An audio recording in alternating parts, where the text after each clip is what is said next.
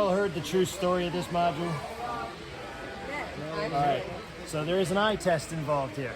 And I am videotaping at the same time here, but when you look right at where this camera is looking, right up the highway, and you look right up the highway into the tunnel, you tell us what you see in that tunnel. What do you see? Inside this tunnel right That's here? correct, in that tunnel. No, I was going to say, I don't see no real big head. It is an outhouse. And in front of that outhouse, you might see an engineer with a shovel. Oh, I thought I did see, I thought it was a dog, but yeah. And then there is a barrel. And then there is, right across from him, is a bear. Do you see the bear? I do. Okay, so that is the story of an engineer over a barrel with a bear. The story is that the railroad actually put the outhouse in the tunnel so that if a train had to stop, he could. He went in. What he didn't realize is that there was already a bear exploring that cave. When he came out of the outhouse, all of a sudden the bear reared up and stood and went, "Arr!" And the guy quickly grabbed the shovel and said, "Back, bear, back." And the bear ran off from the cave, and the engineer was glad and got back on his locomotive. Now, if you look at the top of that hill, you're going to see a little birch tree and a pine tree way in the back. You tell me if you see that bear running off into the woods. You see the bear? There he is, way in the back. Yes. Now, the reason we know that that's a scared bear is because if you look on the two trees on the top of that hill, right in the front, what do you see as a family between those two trees? You see some animals in those trees? Okay, yeah. There's a stag, and there's a stag's family. So those deer, they're not running anywhere because of that bear. That bear is scared, and he's running away. That's the proof. Now, what you're really looking at here is my family story. I used to grow up in New England, and my family used to go to New Hampshire, and this is a module set called Labor Day weekend. That's why it's early fall in New England. My dad was a minister for 42 years in a church, and we used to go to a campground, and so I just decided to give him a church called Campground Christian Fellowship. That's what the sign says in front of the church. My mom always liked to go to candy and craft stores. So I said, "Mom, in Labor Day weekend town, you're going to have your own little store with a pink sign that says Margaret's Candy and Crafts." There it is in the back. You can see on this particular day, there's some men standing on the roof, and they're getting ready to put up a brand new sign called Margaret's Candy and Crafts.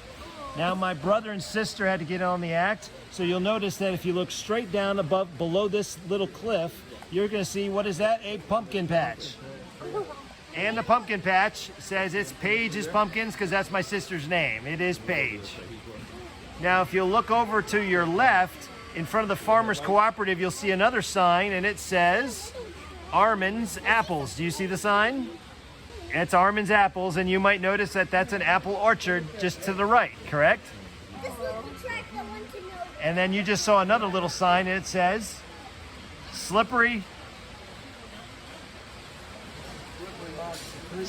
Moccasin Creek. So we all know that if the Indians were there wearing their moccasins and they went across that creek, they likely called it the Slippery Moccasin Creek because it looks very slippery, doesn't it? All right, now have you ever seen a grist mill? That is a working grist mill right there. You can see the water is being funneled. Yep, and the water comes down the trough and it turns the wheel. The wheel turns the big stone grinding mechanism inside. Once the mechanism turns, they're going to load that up with those pumpkins, and they're going to turn that into pumpkin pie filling, right? That's what we do with pumpkins, right? So you might notice when you're looking on that cave, ma'am, from about where you're standing, you might see in that cave, do you see a water tower? Yes. All right, here's the reason for the water tower. That creek, the Slippery Moccasin Creek, is fed by a spring. And ma'am, you standing right here can probably see that there is a Poland Spring water sign right over here in front of the campground, right? Oh, yeah. Yep. So the Poland Spring water capture facility number 4 is inside that cave. The water is being pumped into that tank.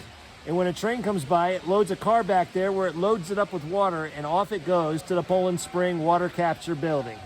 That's where your bottled water comes from. Now, I would be remiss if I didn't let my wife, Charlene, get a little credit here. Up on the top of that bluff, you see a little red house. Can you imagine what that little red house is? It is an Airbnb. Charlene's Airbnb right on the top of the bluff. But this is the town of Labor Day weekend.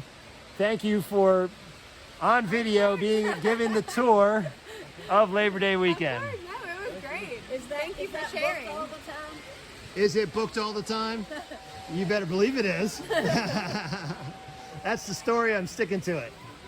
But we do have the polar caves. Now, I guess there was one more story I forgot to tell you.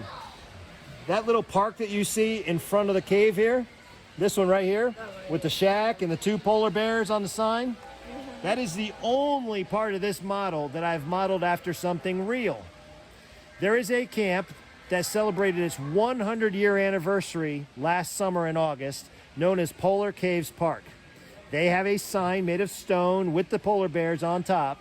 And when I was growing up as a kid, I always used to see the signs that said, Polar Caves, next exit. Daddy, Daddy, can we stop at Polar Caves? No, it's a tourist trap. What? We're not going to stop at the tourist trap? No. Well, what they sell in that shack is postcards, trinkets, you name it, anything to separate you from your dollar bills, right? Yeah. But the real story is that Polar Caves Park, most of New England mountains, are the compression of rocks that were pushed there by glaciers. And they do it very unevenly. So when all those rocks come apart, people can literally go crawling up into those caves and explore them. And that's the whole point. You can get out, you can walk, you can see the sidewalks that they've got there. You can go hiking all over the place. People love to do it. That's pretty. And where is that? That is in New Hampshire. But if you look up Polar Caves Park, you'll see their website or their Facebook page. And it looks pretty much exactly like you see it right there. That looks so cool. Now, do y'all know what the name of today's train show was? We love to eat here, and so that's how Keystone we Grill. knew. Yes, How about that? I know. What a great place to eat, by the way. So we came here to eat after we got out of church, and we were like, oh wow, well we always spend money in the gift shop, so if you spend $50, you get a free. So we had these free awesome. little. So we were like, well, why not go today? Well, you picked the perfect day. That bridge that goes across the train track, if I captured it while a train was running by, you would be able to say, oh, there is a truck, a tractor, and a train. And the name of the show is Trains, Trucks, and Tractors, Yes. the Titans of Transportation. So that really is what we refer to in cinematic terms as the money shot, right?